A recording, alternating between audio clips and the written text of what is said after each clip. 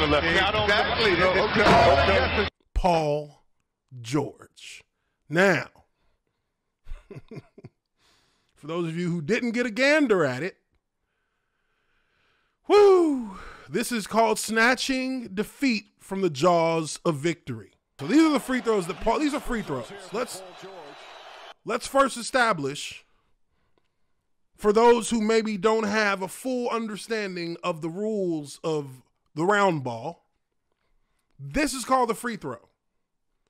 This is as a result of too many team fouls, the opportunity that a player will get to shoot the ball uncontested from what, like 10 feet away, 12 feet away, at a free throw line. Nobody can contest it. You are allowed 2 shots. These are like gimmies. These are supposed to be the easiest part of your all-around game as a player, is hitting free throws. Now, obviously, that's not going to be the case for everybody.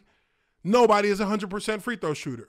But there are those who are very good. It still is a factor that needs to be considered, that once you get into clutch moments like this, where you have 8 seconds left and you're up by 1, the mathematical path for your team to be in the best position possible is that you hit these 2 free throws. The Los Angeles Clippers are 89% free throw shooting team. They set the record for the best free throw shooting team in the NBA, in NBA history, I believe, this year in the NBA. They take a lot of free throws. They make a lot of free throws.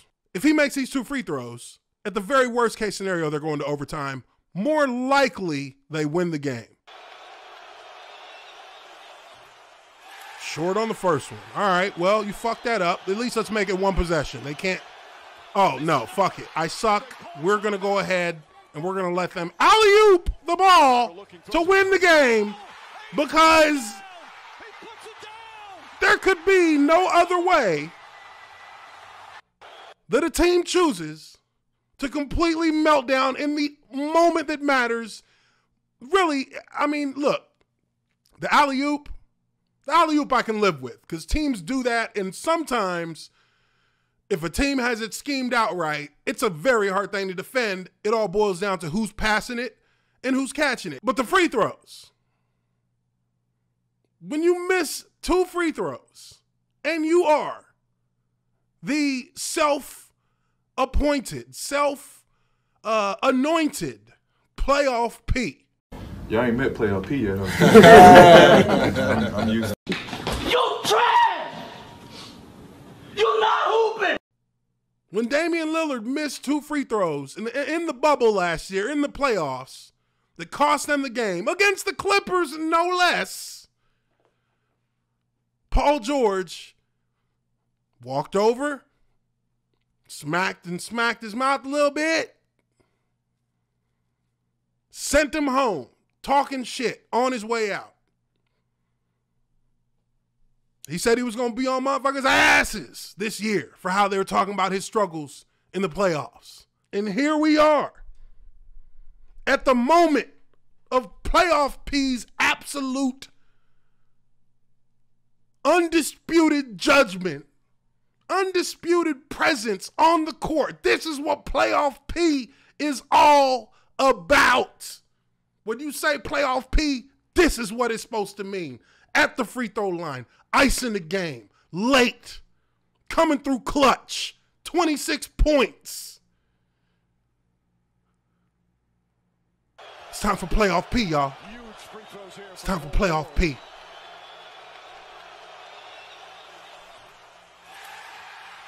Oh, they cheering.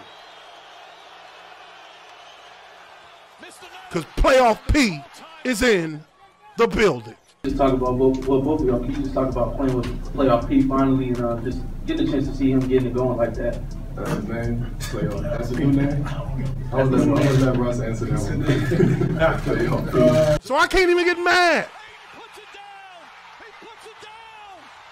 I can't even get mad at the Clippers. Shit, Kawhi gone.